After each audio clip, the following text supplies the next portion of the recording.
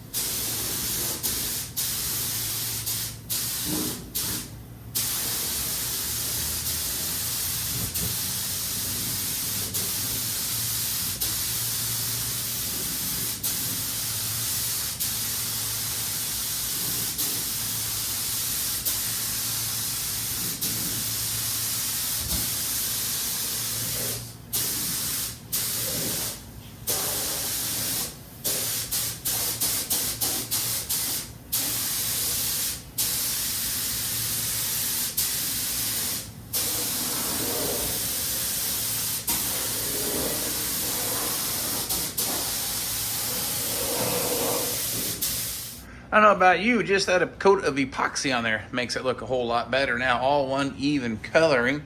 Now, as you can tell, I stopped right here at that line. We discussed a little bit before, but on a convertible, I'll tape it off here, go straight down there. On the other side, I'm going to paint the firewall as a separate painting episode, you could say, or separate painting session. I don't want to do it all at the same time because I want to be able to get that painted nice with no dry lines, etc. Now, let this dry for a few more moments.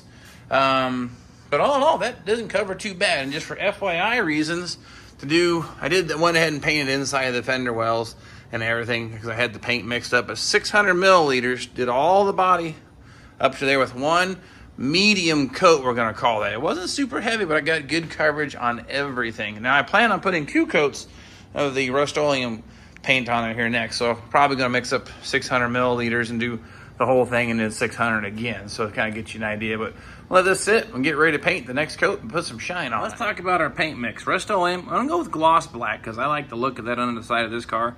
You can find a semi-gloss or something like that. I think at Ace Hardware, same stuff. But I'm going to try this out. This is the hardener I need to use. Only about a cap full for about that much, about 600 milliliter of paint. Now, you only want to reduce this, what I was reading, with acetone. I have acetone for my epoxy, so it's no big deal for me to have a little extra, because this will not spray. It is way too thick, so you need to cut out a little bit of acetone. And then, even reading the directions on that, yes, I read the directions, you have like a 20 to 30 minute incubation period. So that's why I went ahead and mix it up, so it could sit while that's drying. So we're going to do a little time lapse here, take a little break, come back once it's been about 30 minutes. Then we'll go ahead and put some shine on the bottom side of the car here. So let the fun begin.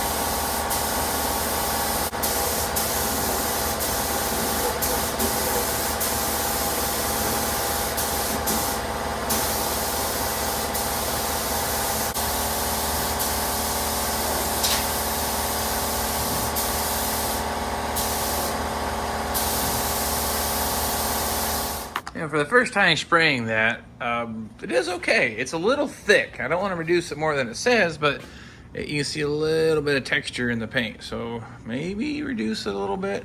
I don't know. I'm just not used to spraying stuff quite that syrupy or thick. But end result, fantastic coverage, nice and even, looks good. And not to mention, this is just the underside of the car. This isn't what the top side is going to look like.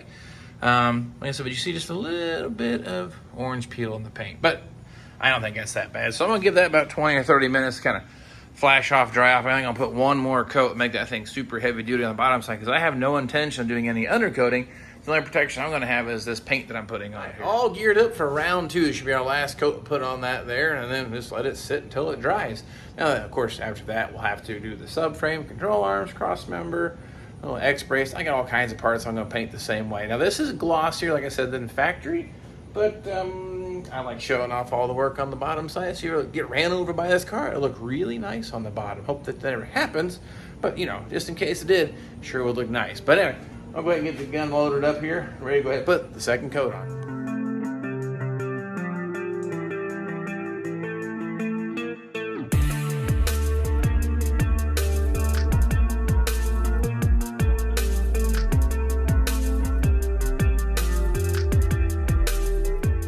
I think the second coat is definitely the secret. It went on a little smoother. It helped kind of cover up some of the texture. So yeah, I think that's the way to do that. That stuff's a little thick to spray, so it takes a little bit of getting used to. Probably wouldn't use the most expensive paint gun because it might gum up the works. But nonetheless, the underside of the Lamborghini looks really nice. Close up all the stuff. This has got some pretty wild contours to try to get that paint on that nice and even. But all in all, it flows pretty good. I like it. The texture's a litture-y than I'd like.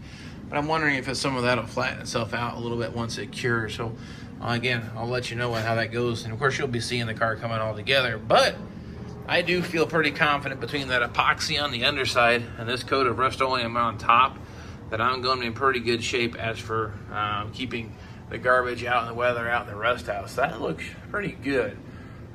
It may flatten out a little bit the shine, but if it doesn't, I am perfectly fine with that. Now the wheel wells are still going to come back. I didn't put the shiny stuff on those. That gets like a bed liner, wrap your bed liner, spray it inside those. But the rest of the stuff will be exposed whenever you're looking at the car underneath. So a little bit of a dry line there, but hey, you know what? It's okay. It's on the bottom side of the car, so still looks shiny this way, but you can see it probably moved a little too fast with the paint gun there. But it has 2 coats, so, and epoxy underneath it, and some of the EDP, so I think we'll be good to go just fine nonetheless. Now that sure makes me feel like I'm getting back on track. Now I got to order the brake lines, get the fuel lines, get the fuel tank mounted. Like I said, so I got to paint a lot of other pieces, parts. Engine should be coming back from the machine shop here very soon, so I'm going to be assembling that. My dad was on the down list. He had a little issue with one of his eyes, but good news is he's on the road to recovery, and he gets to keep it too. So that's going to be coming up here. Working on putting his engine together. Some more Tech 2s. They probably pop back around in here just the same, but it's been hot. Some other things going on. I haven't been out here as much as I'd like to be sharing it with you, but don't worry. I'm still hanging in here. We're going to make some progress. Still grab the camera and keep it coming your way, and appreciate you following me and checking this stuff out, or getting the lure and the do's, don'ts, the right way, the wrong way, the VVG way. Well, that's just how we do it here. Now, again, that's the first time I've sprayed this so far. I really like it. I did see Louie's car there in Pennsylvania. This is kind of technique he did. And I tell you, we were pretty rough on that paint, and it barely even marred it or scratched it. I think the secret is that hardener, but we're going to find out. And I will definitely keep you all posted, and of course keep the videos coming on the progress of the Lamborghini, and I hope to see you all then.